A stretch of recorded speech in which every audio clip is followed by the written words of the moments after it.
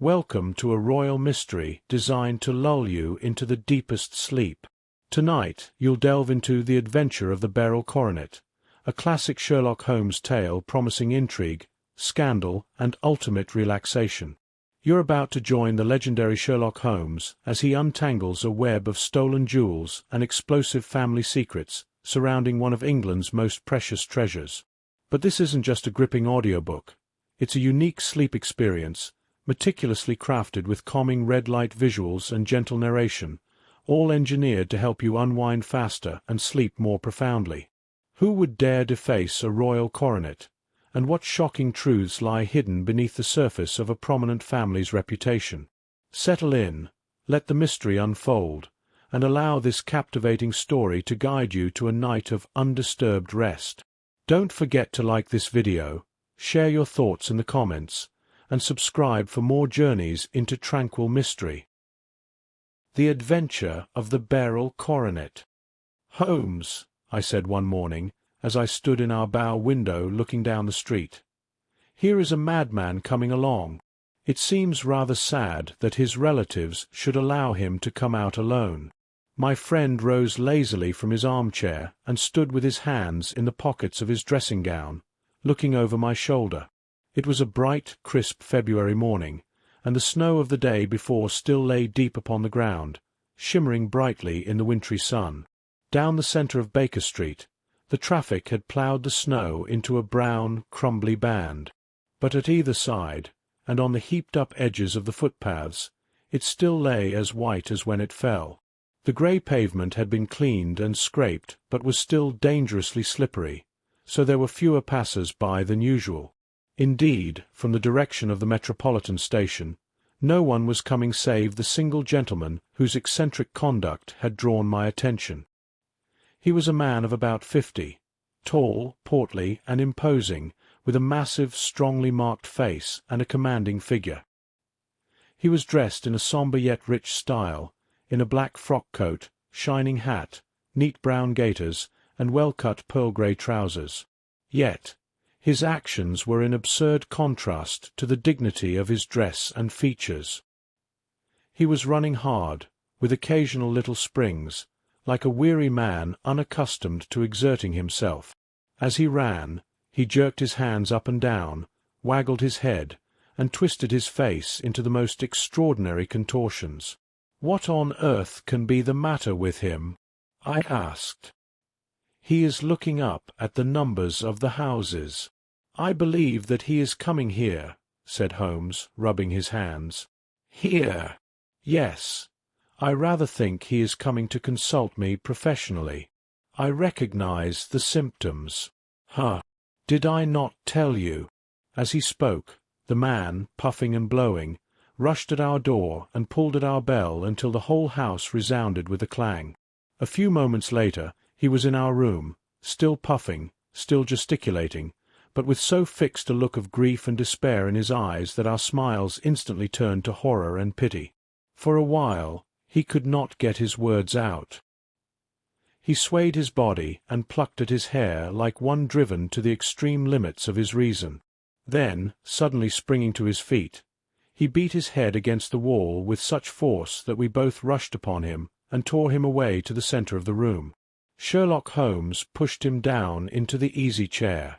Sitting beside him, he patted his hand and chatted with him in the easy, soothing tones he knew so well how to employ. "You have come to me to tell your story, have you not?" he said. "You are fatigued with your haste. Pray wait until you have recovered yourself, and then I shall be most happy to look into any little problem you may submit to me."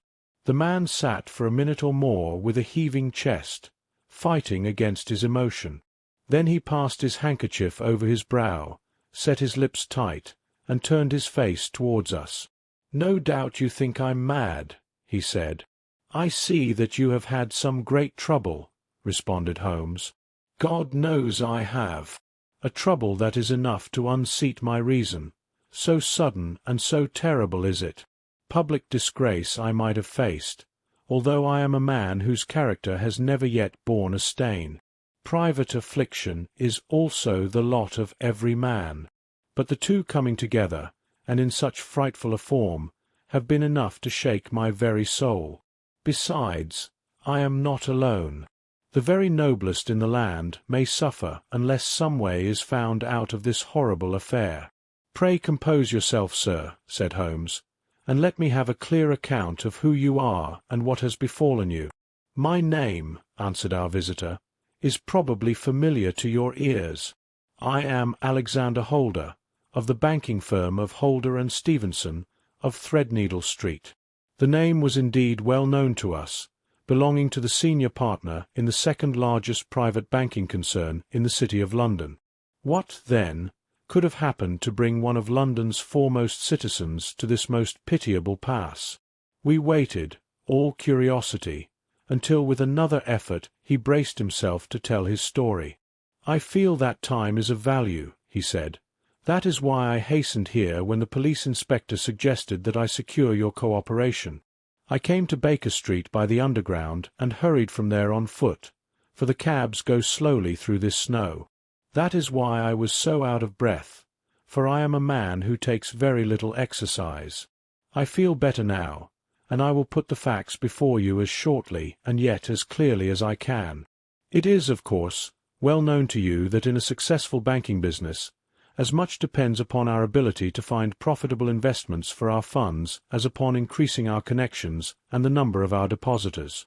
One of our most lucrative means of laying out money is in the form of loans, where the security is unimpeachable. We have done a good deal in this direction during the last few years, and there are many noble families to whom we have advanced large sums upon the security of their pictures, libraries, or plate. Yesterday morning, I was seated in my office at the bank when a card was brought in to me by one of the clerks. I started when I saw the name, for it was that of none other than— well, perhaps even to you I had better say no more than that it was a name which is a household word all over the earth, one of the highest, noblest, most exalted names in England. I was overwhelmed by the honour and attempted, when he entered, to say so, but he plunged at once into business with the air of a man who wishes to hurry quickly through a disagreeable task. "Mr. Holder," he said, "I have been informed that you are in the habit of advancing money." "The firm does so when the security is good," I answered. "It is absolutely essential to me," he said, "that I should have £50,000 at once. I could, of course, borrow so trifling a sum 10 times over from my friends, but I much prefer to make it a matter of business and to carry out that business myself. In my position, you can readily understand that it is unwise to place oneself under obligations. For how long, may I ask, do you want this sum?" I asked. "Next Monday a large sum is due to me, and I shall then most certainly repay what you advance, with whatever interest you think is right to charge. But it is very essential to me that the money should be paid at once. I should be happy to advance it without further parley from my own private purse," I said, "were it not that the strain would be rather more than it could bear. If, on the other hand, I am to do it in the name of the firm, then in justice to my partner, I must insist that, even in your case, every businesslike precaution should be taken." "I would much prefer to have it so," he said, raising up a square, black morocco case which he had laid beside his chair. "You have doubtless heard of Beryl Coronet?" "One of the most precious public possessions of the Empire," I said. "Precisely." He opened the case, and there, embedded in soft, flesh-coloured velvet, lay the magnificent piece of jewellery which he had named. "There are 39 enormous barrels," he said, "and the price of the gold chasing is incalculable. The lowest estimate would put the worth of the coronet at double the sum which I have asked for. I am prepared to leave it with you as my security." I took the precious case into my hands and looked in some perplexity from it to my illustrious client. "You doubt its value?" he asked. "Not at all. I only doubt the propriety of my leaving it. You may set your mind at rest about that. I should not dream of doing so were it not absolutely certain that I should be able in 4 days to reclaim it. It is a pure matter of form. Is the security sufficient?" "Ample. You understand, Mr. Holder, that I am giving you strong proof of the confidence which I have in you, founded upon all that I have heard of you. I rely upon you not only to be discreet and to refrain from all gossip upon the matter, but, above all, to preserve this coronet with every possible precaution. For I need not say that a great public scandal would be caused if any harm were to befall it. Any injury to it would be almost as serious as its complete loss, for there are no Beryls in the world to match these, and it would be impossible to replace them. I leave it with you, however, with every confidence, and I shall call for it in person on Monday morning. Seeing that my client was anxious to leave, I said no more, but, calling for my cashier, I ordered him to pay over £51,000 notes. When I was alone once more, however, with the precious case lying upon the table in front of me, I could not but think with some misgivings of the immense responsibility which it entailed upon me. There could be no doubt that, as it was a national possession, a horrible scandal would ensue if any misfortune should occur to it. I already regretted having ever consented to take charge of it. However, it was too late to alter the matter now, so I locked it up in my private safe and turned once more to my work. When evening came, I felt that it would be imprudent to leave such a precious thing in the office behind me. Bankers' safes had been forced before now, and why should not mine be? If so, how terrible would be the position in which I should find myself. I determined, therefore, that for the next few days I would always carry the case back and forth with me, so that it might never be really out of my reach. With this intention, I called a cab and drove out to my house at Streatham, carrying the jewel with me. I did not breathe freely until I had taken it upstairs and locked it in the bureau of my dressing-room. And now, a word as to my household, Mr. Holmes, for I wish you to thoroughly understand the situation. My groom and my page sleep out of the house, and may be set aside altogether. I have 3 maidservants who have been with me a number of years, and whose absolute reliability is quite above suspicion. Another, Lucy Parr, the second waiting-maid, has only been in my service a few months. She came with an excellent character, however, and has always given me satisfaction. She is a very pretty girl, and has attracted admirers who have occasionally hung about the place. That is the only drawback we have found to her, but we believe her to be a thoroughly good girl in every way. So much for the servants. My family itself is so small that it will not take me long to describe it. I am a widower and have an only son, Arthur. He has been a disappointment to me, Mr. Holmes, a grievous disappointment. I have no doubt that I am myself to blame. People tell me that I have spoiled him. Very likely I have. When my dear wife died, I felt that he was all I had to love. I could not bear to see the smile fade even for a moment from his face. I have never denied him a wish. Perhaps it would have been better for both of us had I been sterner, but I meant it for the best. It was naturally my intention that he should succeed me in my business, but he was not a business turn. He was wild, wayward, and, to speak the truth, I could not trust him in the handling of large sums of money. When he was young, he became a member of an aristocratic club, and there, having charming manners, he was soon the intimate of a number of men with long purses and expensive habits. He learned to play heavily at cards and to squander money on the turf, until he had again and again come to me and implore me to give him an advance upon his allowance, so that he might settle his debts of honour. He tried more than once to break away from the dangerous company he was keeping, but each time the influence of his friend, Sir George Benwell, was enough to draw him back again. And indeed, I could not wonder that such a man as Sir George Benwell should gain an influence over him, for he has frequently brought him to my house, and I have found myself that I could hardly resist the fascination of his manner. He is older than Arthur, a man of the world to his fingertips, one who had been everywhere, seen everything, a brilliant talker, and a man of great personal beauty. Yet when I think of him in cold blood, far away from the glamour of his presence, I am convinced from his cynical speech and the look which I have caught in his eyes that he is one who should be deeply distrusted. So I think, and so, too, thinks my little Mary, who has a woman's quick insight into character. And now there is only her to be described. She is my niece. When my brother died 5 years ago and left her alone in the world, I adopted her, and have looked upon her ever since as my daughter. She is a sunbeam in my house, sweet, loving, beautiful, a wonderful manager and housekeeper, yet as tender and quiet and gentle as a woman could be. She is my right hand. I do not know what I could do without her. In only one matter has she ever gone against my wishes. Twice my boy has asked her to marry him, for he loves her devotedly, but each time she has refused him. I think that if anyone could have drawn him into the right path, it would have been she, and that his marriage might have changed his whole life.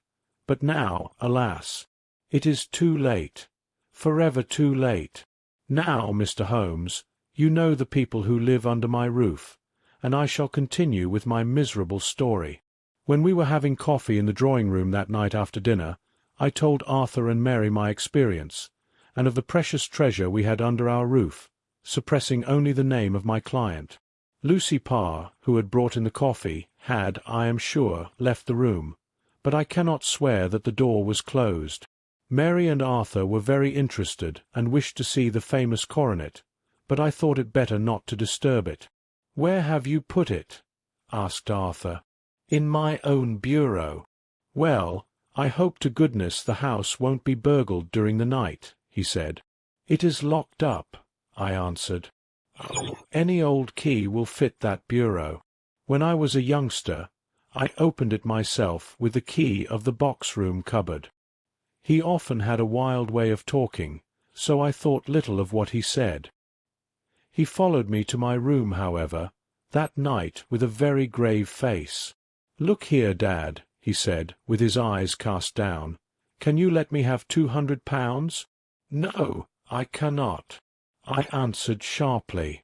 "I have been far too generous with you in money matters." "You have been very kind," he said, "but I must have this money, or else I can never show my face inside the club again. And a very good thing, too." I cried. "Yes, but you would not have me leave it to a dishonoured man," he said. "I could not bear the disgrace. I must raise the money in some way, and if you will not let me have it, then I must try other means." I was very angry, for this was the third demand during the month. "You shall not have a farthing from me," I cried, on which he bowed and left the room without another word. When he was gone, I unlocked my bureau, made sure that my treasure was safe, and locked it again. Then I started to go round the house to see that all was secure, a duty which I usually leave to Mary, but which I thought it well to perform myself that night. As I came down the stairs, I saw Mary herself at the side window of the hall, which she closed and fastened as I approached. "Tell me, Dad," she said, looking, I thought, a little disturbed, "did you give Lucy, the maid, leave to go out tonight?" "Certainly not. She came in just now by the back door. I have no doubt that she has only been to the side gate to see someone, but I think that it is hardly safe and should be stopped. You must speak to her in the morning, or I will if you prefer it. Are you sure that everything is fastened?" "Quite sure, Dad." "Then good night." I kissed her and went up to my bedroom again, where I was soon asleep. I am endeavouring to tell you everything, Mr. Holmes, which may have any bearing upon the case, but I beg that you will question me upon any point which I do not make clear. On the contrary, your statement is singularly lucid. I come to a part of my story now in which I should wish to be particularly so. I am not a very heavy sleeper, and the anxiety in my mind tended, no doubt, to make me even less so than usual. About 2 in the morning, I was awakened by some sound in the house. It had ceased when I was wide awake, but it had left an impression behind it as though a window had gently closed somewhere. I lay listening with all my ears. Suddenly, to my horror, there was a distinct sound of footsteps moving softly in the next room. I slipped out of bed, all palpitating with fear, and peeped round the corner of my dressing-room door. "Arthur!" I screamed. "You villain! You thief! How dare you touch that coronet?" The gas was half up, as I had left it, and my unhappy boy, dressed only in his shirt and trousers, was standing beside the light, holding the coronet in his hands. He appeared to be wrenching at it, or bending it with all his strength. At my cry, he dropped it from his grasp and turned as pale as death. I snatched it up and examined it. One of the gold corners, with 3 of the beryls in it, was missing. "You blackguard!" I shouted, beside myself with rage. "You have destroyed it. You have dishonored me forever. Where are the jewels which you have stolen?" "Stolen!" he cried. "Yes, thief," I roared, shaking him by the shoulder. "There are none missing." "There cannot be any missing," he said. "There are 3 missing, and you know where they are. Must I call you a liar as well as a thief? Did I not see you trying to tear off another piece? You have called me names enough," he said. "I will not stand it any longer. I shall not say another word about this business, since you have chosen to insult me. I will leave your house in the morning and make my own way in the world. You shall leave it in the hands of the police," I cried, half mad with grief and rage. "I shall have this matter probed to the bottom." "You shall learn nothing from me," he said with a passion such as I should not have thought was in his nature. "If you choose to call the police, let the police find what they can." By this time the whole house was stirred, for I had raised my voice in my anger. Mary was the first to rush into my room, and at the sight of the coronet and of Arthur's face, she read the whole story and, with a scream, fell down senseless on the ground. I sent the housemaid to the police, and put the investigation into their hands at once. When the inspector and a constable entered the house, Arthur, who had stood sullenly with his arms folded, asked me whether it was my intention to charge him with theft. I answered that it had ceased to be a private matter, but had become a public one, since the ruined coronet was national property. I was determined that the law should have its way in everything.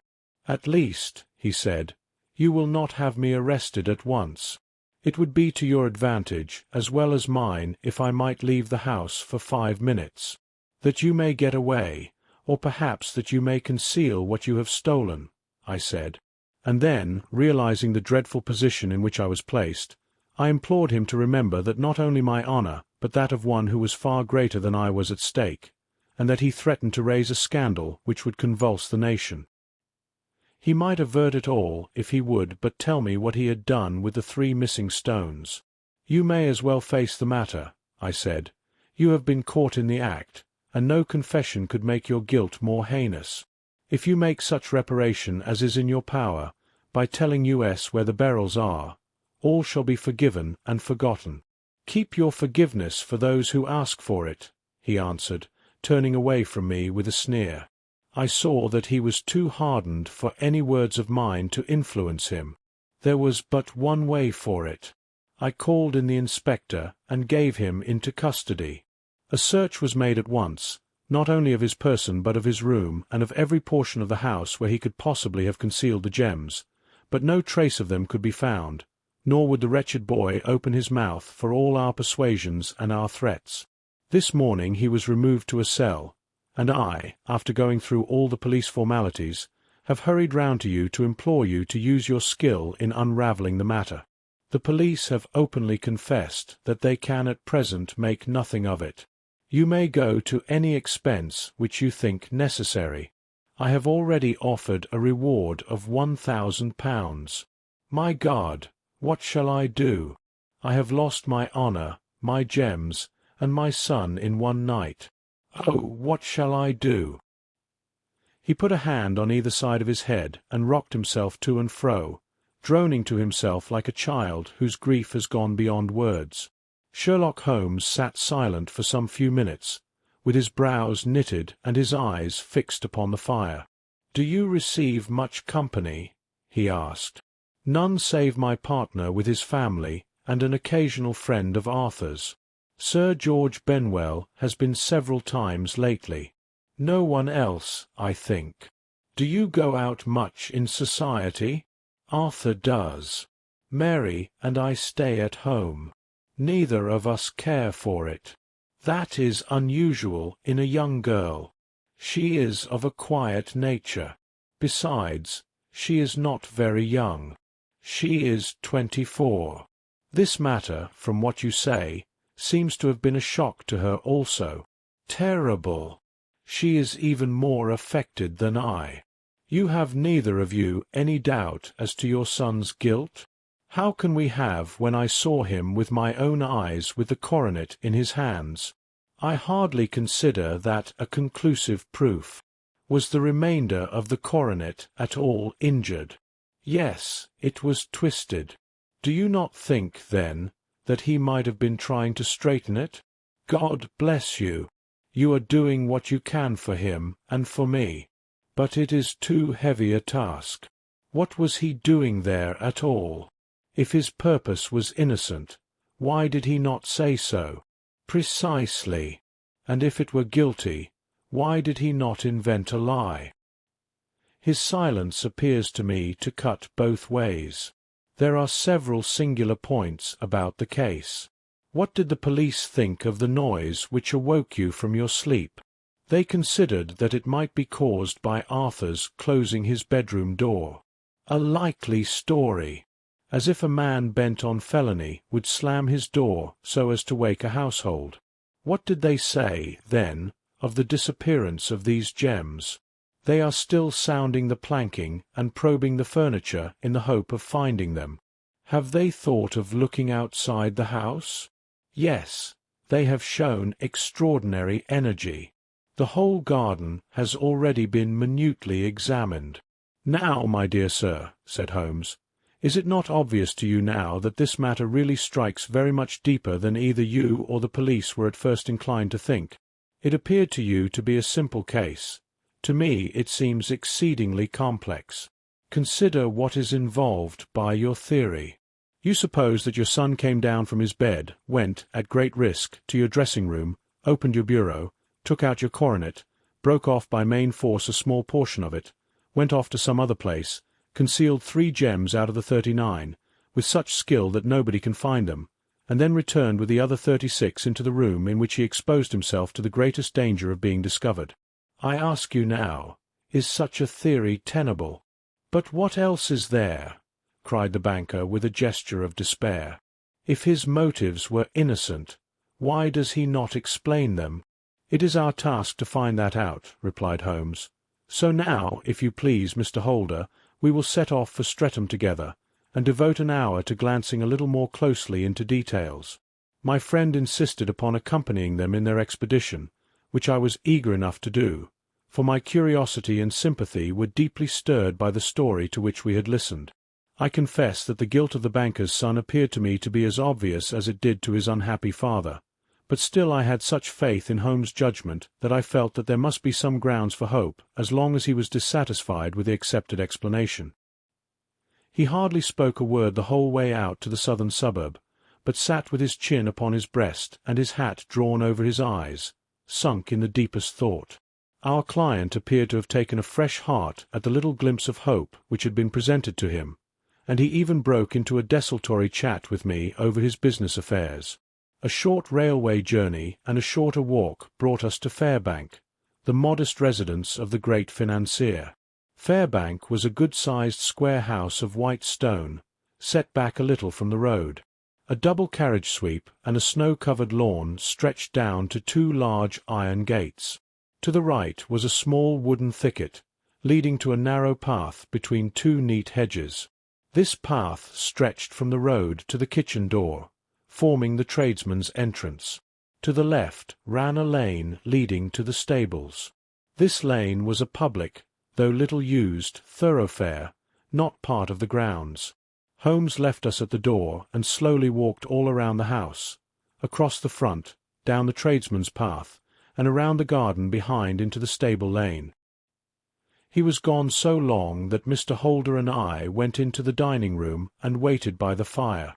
As we sat there in silence, the door opened, and a young lady entered.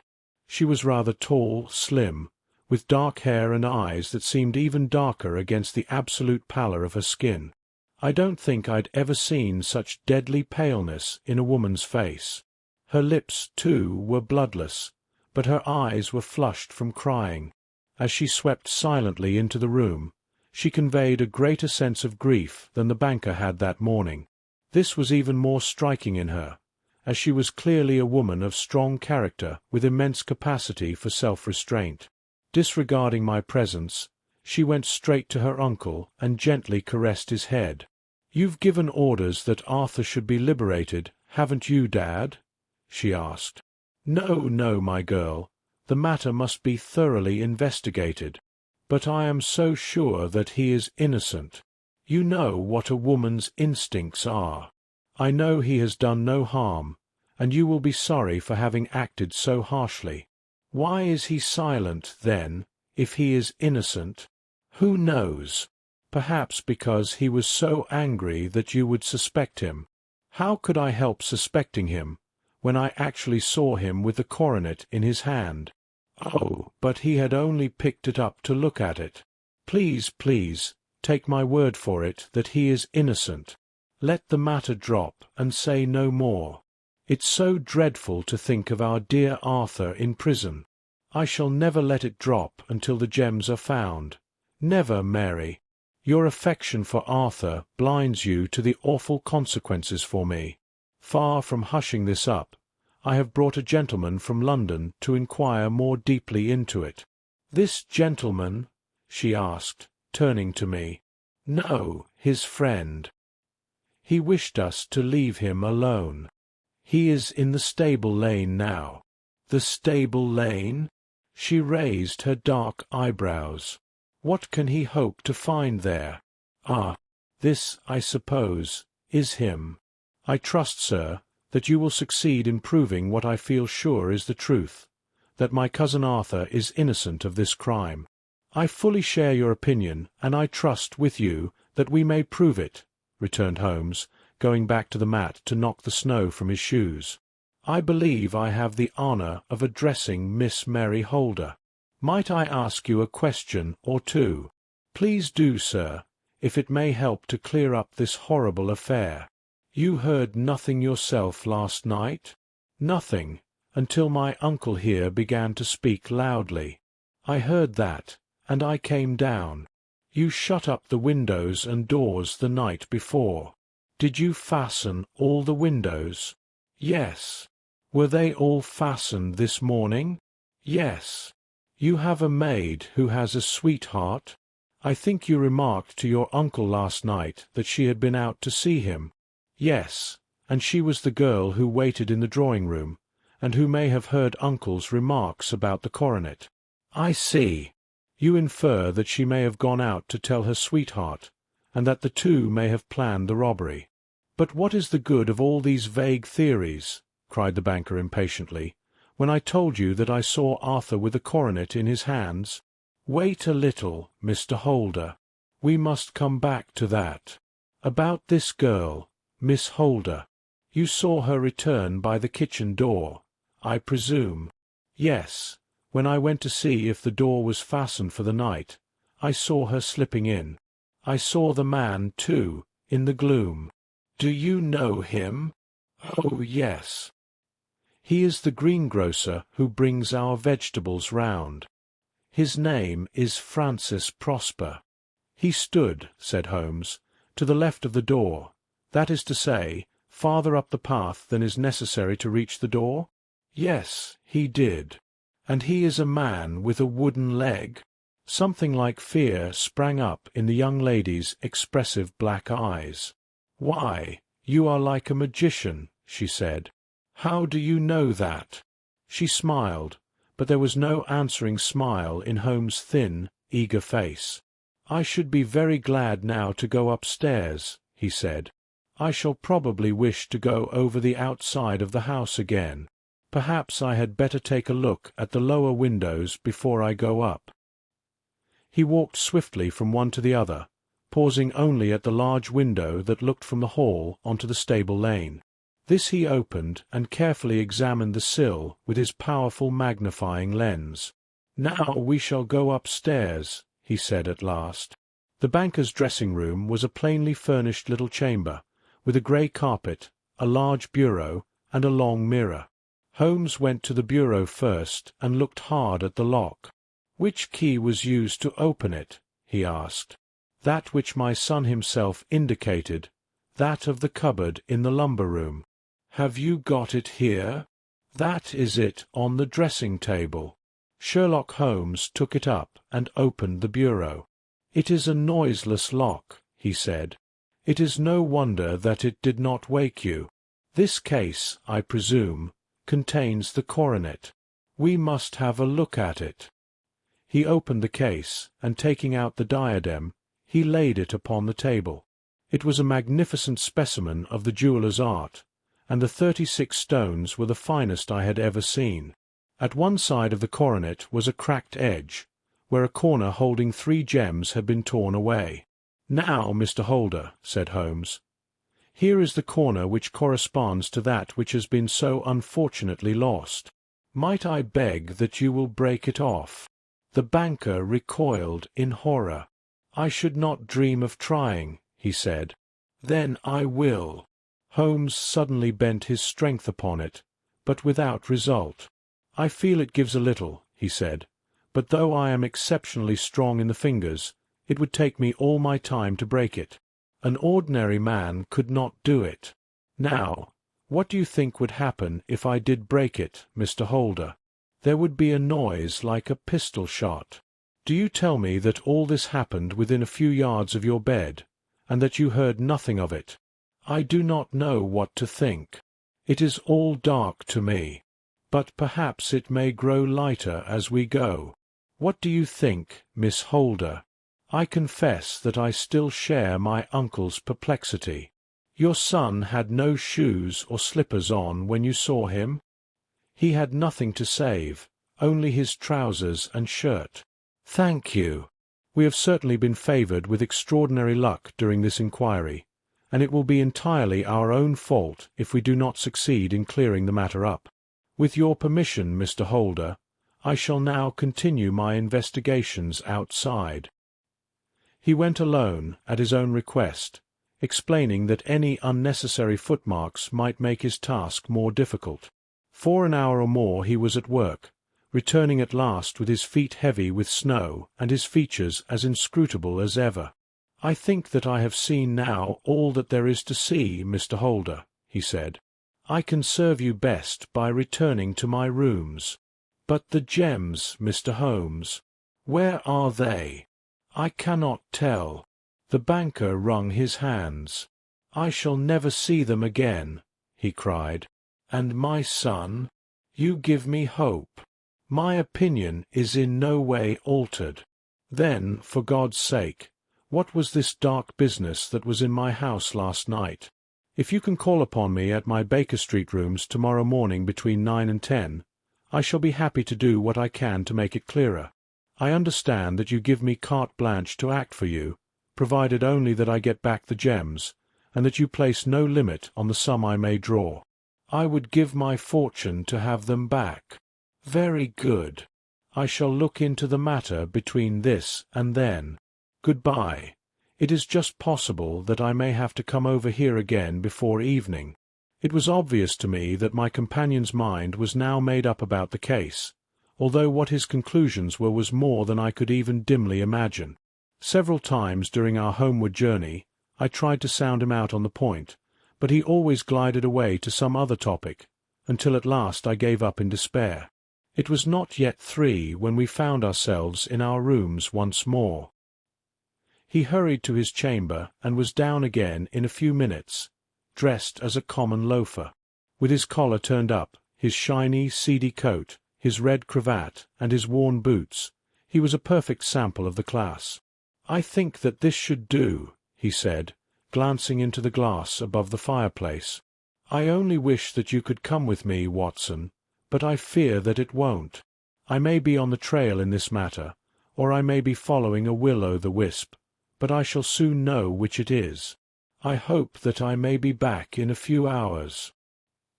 He cut a slice of beef from the joint upon the sideboard, sandwiched it between 2 rounds of bread, and thrusting this simple meal into his pocket, he started off on his expedition. I had just finished my tea when he returned, evidently in excellent spirits, swinging an old elastic-sided boot in his hand. He tossed it into a corner and helped himself to a cup of tea. "I only looked in as I passed," he said. "I am going right on." "Where to?" "Oh, to the other side of the West End. It may be some time before I get back. Don't wait for me in case I should be late." "How are you getting on?" "Oh, so-so. Nothing to complain of. I have been out to Streatham since I saw you last, but I did not call at the house. It is a very sweet little problem, and I would not have missed it for a good deal. However, I must not sit gossiping here, but must get these disreputable clothes off and return to my highly respectable self." I could see by his manner that he had stronger reasons for satisfaction than his words alone would imply. His eyes twinkled, and there was even a touch of colour upon his sallow cheeks. He hastened upstairs, and a few minutes later I heard the slam of the hall door, which told me that he was off once more upon his congenial hunt. I waited until midnight, but there was no sign of his return, so I retired to my room. It was not uncommon for him to be away for days and nights on end when he was hot upon a scent, so his lateness caused me no surprise. I don't know what hour he came in, but when I came down to breakfast in the morning, there he was with a cup of coffee in one hand and the paper in the other, as fresh and trim as possible. "You will excuse my beginning without you, Watson," he said, "but you remember that our client has rather an early appointment this morning." "Why, it is after 9 now," I answered. "I would not be surprised if that were him. I thought I heard a ring." It was, indeed, our friend the financier. I was shocked by the change that had come over him, for his face, which was naturally of a broad and massive mould, was now pinched and fallen in, while his hair seemed to me at least a shade whiter. He entered with a weariness and lethargy even more painful than his violence of the morning before, and he dropped heavily into the armchair that I pushed forward for him. "I do not know what I have done to be so severely tired," he said. "Only 2 days ago I was a happy and prosperous man, without a care in the world. Now I am left to a lonely and dishonoured age. One sorrow comes close upon the heels of another. My niece, Mary, has deserted me." "Deserted you?" "Yes. Her bed this morning had not been slept in, her room was empty, and a note for me lay upon the hall table. I had said to her last night, in sorrow and not in anger, that if she had married my boy, all might have been well with him. Perhaps it was thoughtless of me to say so. It is to that remark that she refers in this note. My dearest uncle, I feel that I have brought trouble upon you, and that if I had acted differently, this terrible misfortune might never have occurred. I cannot, with this thought in my mind, ever again be happy under your roof, and I feel that I must leave you forever. Do not worry about my future, for that is provided for, and above all, do not search for me, for it will be fruitless labour and an ill service to me. In life or in death, I am ever your loving Mary." What could she mean by that note, Mr. Holmes? Do you think it points to suicide? No, nothing of the kind. It is perhaps the best possible solution. I trust, Mr. Holder, that you are nearing the end of your troubles. "Ha! You say so. You have heard something, Mr. Holmes. You have learned something. Where are the gems? You would not think £1,000 apiece is an excessive sum for them? I would pay 10. That would be unnecessary. 3,000 will cover the matter, and there is a little reward, I fancy. Do you have your cheque-book? Here is a pen. Better make it out for £4,000. With a dazed face, the banker wrote out the required cheque. Holmes walked over to his desk, took out a little triangular piece of gold with 3 gems in it, and threw it down upon the table. With a shriek of joy, our client clutched it. "You have it!" he gasped. I am saved! I am saved!" His reaction of joy was as passionate as his grief had been, and he hugged his recovered gems to his bosom. "There is one other thing you owe, Mr. Holder," said Sherlock Holmes, rather sternly. "Oh!" He caught a pen. "Name the sum, and I will pay it." "No, the debt is not to me. You owe a very humble apology to that noble lad, your son, who has carried himself in this matter as I should be proud to see my own son do, should I ever have a chance to have one." "Then it was not Arthur who took them?" "I told you yesterday, and I repeat today, that it was not." "You are sure of it? Then let us hurry to him at once to let him know that the truth is known." "He knows it already.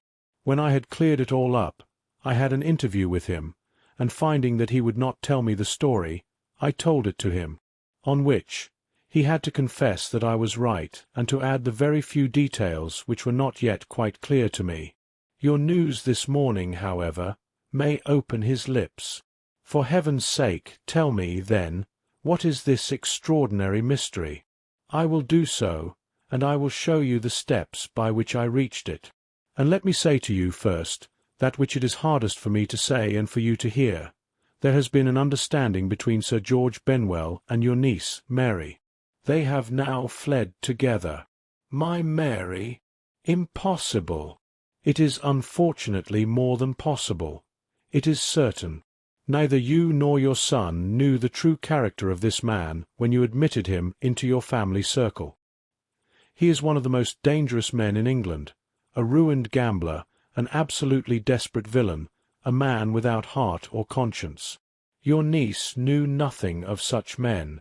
When he breathed his vows to her, as he had done to 100 before her, she flattered herself that she alone had touched his heart. The devil knows best what he said, but at least she became his tool and was in the habit of seeing him nearly every evening. "I cannot, and I will not, believe it," cried the banker, with an ashen face. "I will tell you, then, what occurred in your house last night. Your niece, when you had, as she thought, gone to your room, slipped down and talked to her lover through the window which leads into the stable lane. His footmarks had pressed right through the snow, so long had he stood there. She told him of the coronet. His wicked lust for gold kindled at the news, and he bent her to his will. I have no doubt that she loved you, but there are women in whom the love of a lover extinguishes all other loves, and I think that she must have been one. She had hardly listened to his instructions when she saw you coming downstairs, upon which she closed the window rapidly and told you about one of the servants' escapades with her wooden-legged lover, which was all perfectly true. Your boy, Arthur, went to bed after his interview with you, but he slept badly on account of his uneasiness about his club debts. In the middle of the night he heard a soft tread pass his door, so he rose and, looking out, was surprised to see his cousin walking very stealthily along the passage until she disappeared into your dressing-room.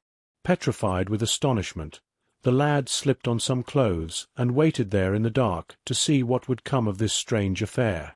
Presently she emerged from the room again, and in the light of the passage lamp your son saw that she carried the precious coronet in her hands. She passed down the stairs, and he, thrilling with horror, ran along and slipped behind the curtain near your door, from where he could see what passed in the hall beneath. He saw her stealthily open the window, hand out the coronet to someone in the gloom, and then closing it once more, hurrying back to her room, passing quite close to where he stood hidden behind the curtain. As long as she was on the scene, he could not take any action without a horrible exposure of the woman whom he loved. But the instant that she was gone, he realized how crushing a misfortune this would be for you, and how all-important it was to set it right. He rushed down, just as he was, in his bare feet, opened the window, sprang out into the snow, and ran down the lane, where he could see a dark figure in the moonlight. Sir George Benwell tried to get away, but Arthur caught him, and there was a struggle between them, your lad tugging at one side of the coronet, and his opponent at the other. In the scuffle, your son struck Sir George and cut him over the eye. Then something suddenly snapped, and your son, finding that he had the coronet in his hands, rushed back, closed the window, ascended to your room, and had just observed that the coronet had been twisted in the struggle and was endeavouring to straighten it when you appeared upon the scene. "Is it possible?" gasped the banker. You then roused his anger by calling him names at a moment when he felt that he had deserved your warmest thanks. He could not explain the true state of affairs without betraying one who certainly deserved little enough consideration at his hands. He took the more chivalrous view, however, and preserved her secret. "And that was why she shrieked and fainted when she saw the coronet," cried Mr. Holder. "Oh, my God! What a blind fool I have been! And he's asking to be allowed to go out for 5 minutes. The dear fellow wanted to see if the missing pieces were at the scene of the struggle. How cruelly I have misjudged him! When I arrived at the house," continued Holmes, "I at once went very carefully around it to observe if there were any traces in the snow which might help me. I knew that none had fallen since the evening before, and also that there had been a strong frost to preserve impressions. I passed along the tradesman's path, but found it all trampled down and indistinguishable. Just beyond it, however, at the far side of the kitchen door, a woman had stood and talked with a man, whose round impressions on one side showed that he had a wooden leg. I could even tell that they had been disturbed, for the woman had run back swiftly to the door, as was shown by the deep toe and light heel marks, while Woodenleg had waited a little, and then had gone away. I thought at the time that this might be the maid and her sweetheart, of whom you had already spoken to me, and inquiry showed it was so. I passed around the garden without seeing anything more than random tracks, which I took to be the police, but when I got into the stable lane, a very long and complex story was written in the snow in front of me. There was a double line of tracks of a booted man, and a second double line which I saw with delight belonged to a man with naked feet. I was at once convinced from what you had told me that the latter was your son.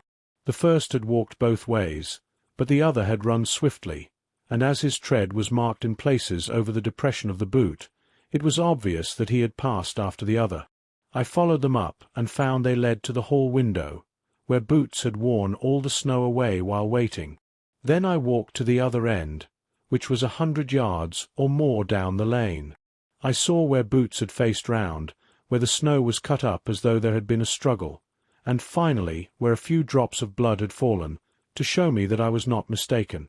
Boots had then run down the lane, and another little smudge of blood showed that it was he who had been hurt. When he came to the high road at the other end, I found that the pavement had been cleared, so there was an end to that clue.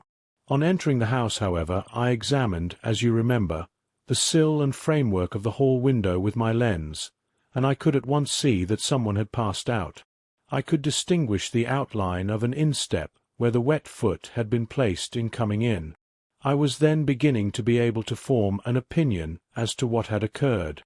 A man had waited outside the window. Someone had brought the gems. The deed had been overseen by your son. He had pursued the thief, had struggled with him. They had each tugged at the coronet, their united strength causing injuries which neither alone could have effected. He had returned with the prize, but had left a fragment in the grasp of his opponent. So far, I was clear. The question now was, who was the man, and who was it that brought him the coronet?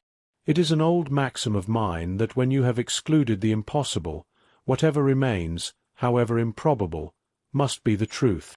Now, I knew that it was not you who had brought it down, so there remained only your niece and the maids. But if it were the maids, why should your son allow himself to be accused in their place? There could be no possible reason. As he loved his cousin, however, there was an excellent explanation why he should retain her secret, the more so as the secret was a disgraceful one. When I remembered that you had seen her at that window, and how she had fainted on seeing the coronet again, my conjecture became a certainty. And who could it be who was her confederate? A lover, evidently, for who else could outweigh the love and gratitude which she must feel to you?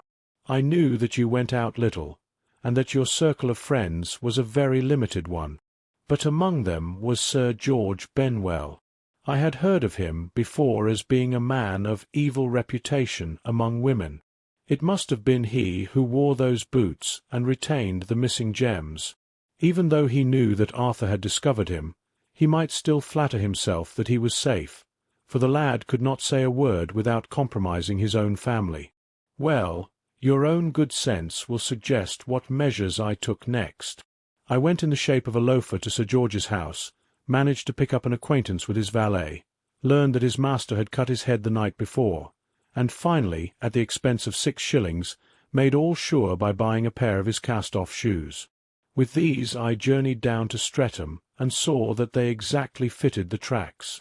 "I saw an ill-dressed vagabond in the lane yesterday evening," said Mr. Holder.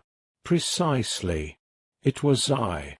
I found that I had my man, so I came home and changed my clothes.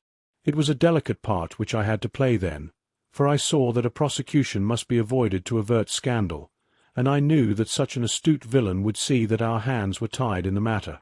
I went and saw him.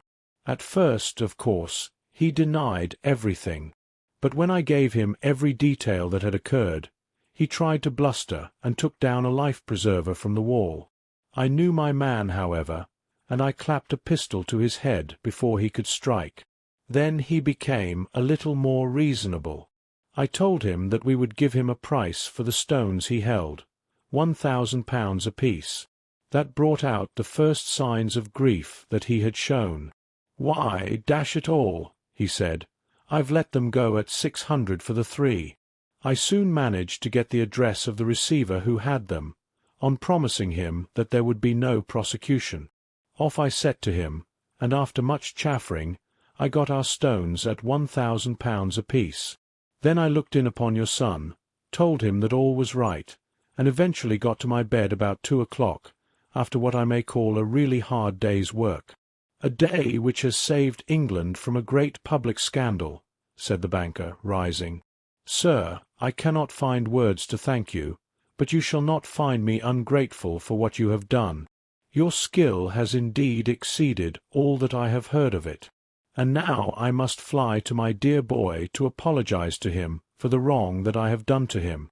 As to what you tell me of poor Mary, it goes to my very heart. Not even your skill can inform me where she is now." "I think that we may safely say," returned Holmes, "that she is wherever Sir George Benwell is. It is equally certain, too, that whatever her sins are, they will soon receive a more than sufficient punishment."